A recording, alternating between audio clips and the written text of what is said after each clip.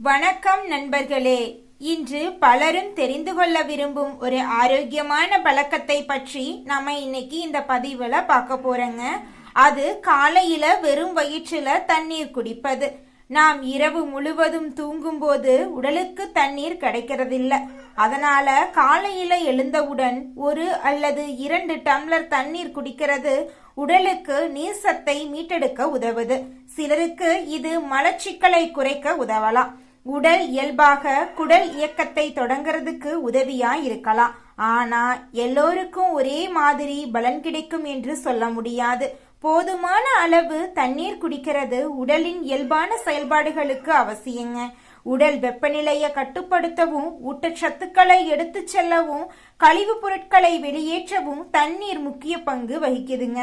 ஆனா வெறும் வயிற்றுல தண்ணீர் குடிக்கிறதுனால எல்லா நோய்களும் குணமாகும் அல்லது உடல் எடை தானாகவே குறையும் என்று கூற்றுக்களுக்கு வலிமையான அறிவியல் ஆதாரங்கள் இல்லைங்க.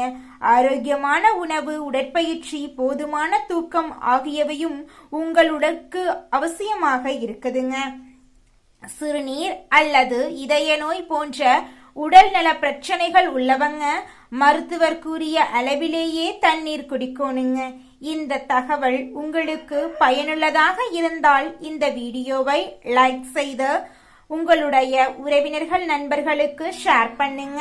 மேலும் இது போன்ற ஆரோக்கிய தகவல்களுக்கு எங்கள் சேனலை மறக்காம சப்ஸ்கிரைப் பண்ணி வச்சுக்கோங்க. அடுத்த வேற ஒரு ஹெல்த் டிப்ஸ்ல உங்களை சந்திக்கிறேன் நேயர்களே.